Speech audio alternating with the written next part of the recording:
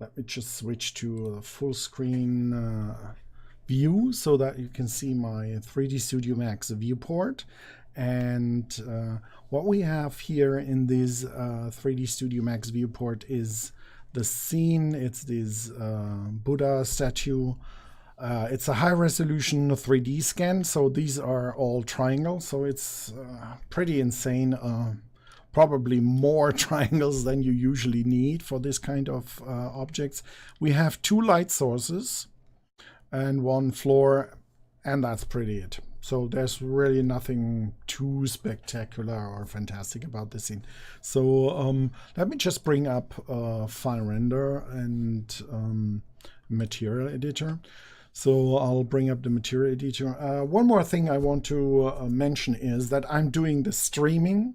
I'm recording this video, so later we will post this video. So for all these, for all those of you who have no time to follow it live, there will be a recording and we will publish this next week. So I'm doing the recording here, and the rendering is done with CPU and GPU. So the GPU is also using the streaming and compressing of the video stream and all this. So I hope there will be no hiccups or strange side effects. But I'll warn you, it's all on one machine I'm doing here. Recording on my hard drive, streaming out to the internet, and rendering here as well. So let me bring up the renderer so we can start with the rendering. So I'm going to just choose the ActiveShade rendering. The ActiveShade rendering is now transferring all this huge amount of polygons, and let me just move the screen over here. So that's the scene as it looks like with the material I've set up right now. And right now it's just a diffuse and reflection. So there's nothing else going on with this material. Pretty simple, straightforward. So we have a diffuse color, and the diffuse color, let me just bring up that. The diffuse color is our finalRender 3D gradient. So that's a real volumetric 3D procedural material, and I use that to create this jade-like gem effect, this gemstone effect. So nothing really too spectacular going on here. So we have that in the diffuse color slot, and this is how it looks like when we just render it. What we could do is we could just play around with the reflectivity a little bit. So let's just reduce the glossiness to 0.7, and this will give us a more rough, dull look, so not the one I'm going for, and we can even reduce it a little bit more. Let me just turn it down more, and then it would really look like a matte or dull object. You can see that here nice, and here now we see how dull it looks. So, but for our gemstone, I want it polished, valuable, really polished, nice gemstone look.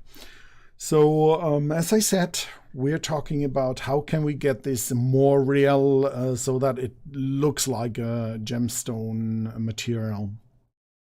One property is of these kind of materials is they let light in and they bounce inside of the volume. They bounce the light around, and the light can exit on the surface then. So that's the subsurface light scattering effect we're talking about. So the first thing I want to try to get this kind of look is using with my transparency.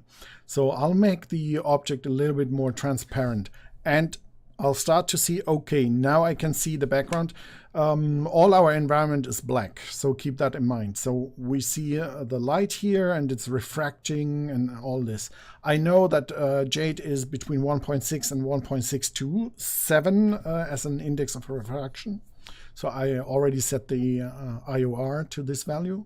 But as I can see, the transparency or refraction alone doesn't give me the effect I'm after.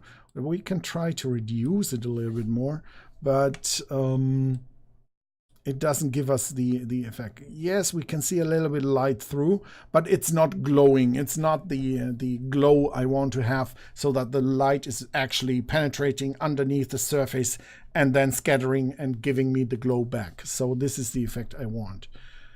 So I'll just try something else. So we have a feature in our material that's called translucency, and that sounds like the effect I'm after.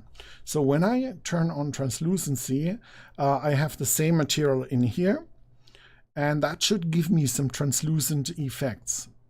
So I'll adjust this value here, or let me put the weight to the other way.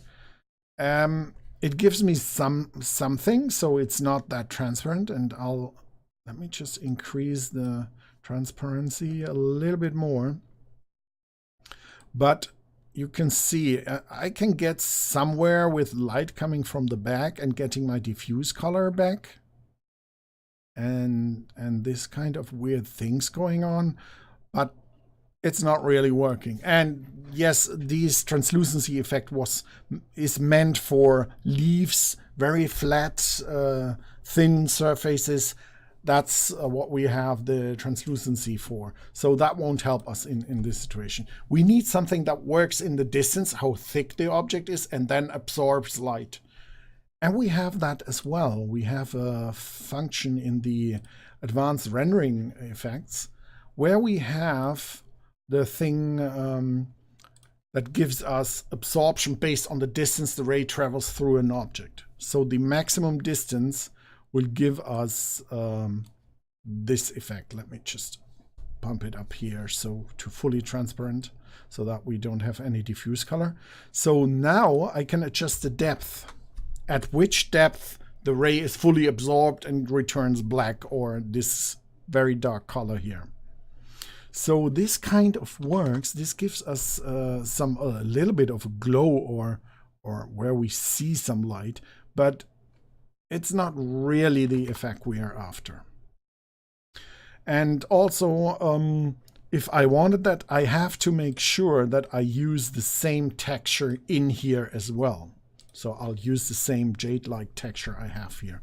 And then we would have to adjust it to some values that give us the look we're after. So let me just reduce it a little bit more so that we only get just a little bit light through here. So it's an interesting material. So no doubt about it, but it's not the gem like the subsurface scattering effect. For that, we have to turn on the subsurface scattering. And before we do that, let me just come back to the absorption later, and also transparency. Let's come back to the transparency later. What I have now back is our diffuse light, and I'm going to turn off this light source here. So I select this light source, and let's just turn the front light off. So that now we can concentrate on the actual amount of light that is going through the volume of our object. And for that, I'm now going to activate our subsurface light scattering. And the subsurface light scattering here is still under construction. So as I mentioned, this is a beta version we are showing here. We are now using our random walk feature. We had that in the very first final render. We brought it back in for true hybrid, so it works with CPU and GPU. So what you see here is the rendering on the GPU and CPU at the same time. And we're using the random walk. That means we shoot a ray into the medium. It scatters inside, goes all the directions, the steps inside, until it comes out again of the surface, and then we illuminate the surface. So now we get what we are after, the glow effect we want when light is going through the object. And our depth here, the depth controls how deep the light is allowed to penetrate the object. So this depth controls how translucent or how much the rays are allowed to travel inside of the volume and scatter around in the volume. So those are like light conductors now. So they conduct the light inside and around the surface of the object. So let me just play a little bit with the values here until I find a value. I think that starts to look really okay and nice. Let me just increase the amount of samples here so that we get a cleaner result over time when we just evaluate what we are doing. So now we get this nice glow effect I'm after, where we have still the veins in here that comes from our material, but the light is traveling really nice through the matter or through the volume of the object. And then we can turn back on, if we want, our direct light, because the direct light part is also adding to the subsurface scattering, because the direct light or the front light is also absorbed or sucked into the object and distributed. So there's these two components. We have this direct light components and the backlight component. And with our material, we can control this here with the forward-backward weighting.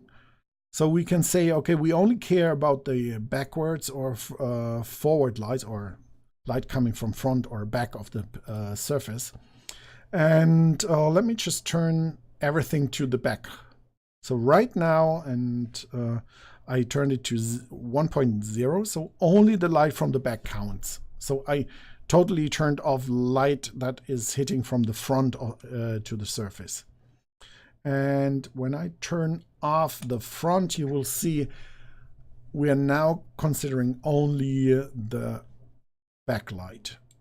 Let me put it to the neutral position again, and I'll do a screenshot so that we can compare those two things. So I'm going to just make a copy of that, and we are now going to set it to 1.0, and then you see next to side, the difference between those settings. So that's the setting of 1.0, and that's our setting at 0, which means we balance exactly the same rays coming from the back side and rays hitting from the front side of the surface. And we can turn it the other way around, where we say, okay, we only want the front side, and then we can turn it around. And right now we don't have a lot of front side rays, it's just a bounce light from the GI. So we would need to just turn on our front light, and then we would have the evaluation or more from the front side.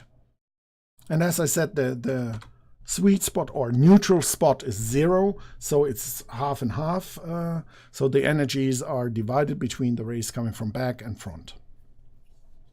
But for the look I'm after, I'm more for this. That looks more valuable to me. That looks more like gemstone, or like I would think gemstone looks like.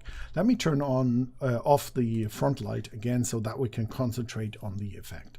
So I think I like that more, even though that's not realistic, but I like this look much more than the other one. But it's just a matter of taste, I guess. But this is a really good look I want. And keep in mind, we're now talking only about the subsurface scattering effect. There is no other effect here. So this is still, let me turn on the light again. This is still our diffuse material there on the object.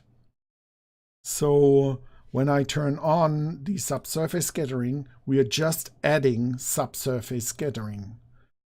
But there's more to it, because jade is not only subsurface scattering. You usually also have some transparent components as well. So I'm going to increase the transparency a little bit.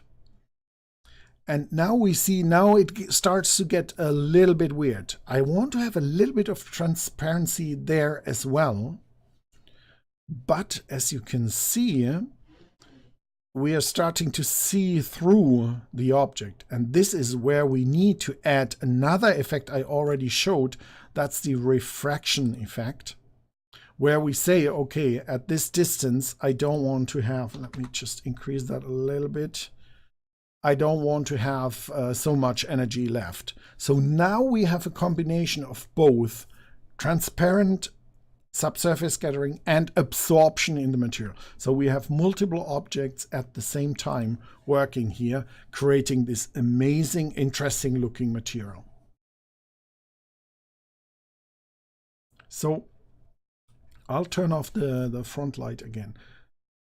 We can give that in combination, and usually the refraction absorption gives me the coloring or coloration of the backlight. So if we were to, let me just move, how about that? Let's have, because everything is dependent on the light, I'll just move the light to the side here, and then we can see how much impact this effect has on our object. So we get a really nice translucent subsurface scattering effect here. Let me just move it here and also to the other side. So as I mentioned, this is a beta version of our subsurface scattering material. So what you're seeing here is still under development. But I hope you've seen that it's, or you understand that it's really predictable now to set up the subsurface scattering. Before it was kind of tough to set it up, to get it the way you want, to have it look like you really imagine to look the material. And now it's much, much more controllable and easier to adjust. So I'll dial back the transparency as well, and just have the effect here. So that was a small run through our development we are doing currently right now. So there's more to come. I will show you in another live stream and recording as well. Thanks for watching this little session. I hope you enjoyed this session, and check out the other live stream where I talk a little bit more about how to create orange hues and this kind of subsurface materials and objects. Thanks again for watching.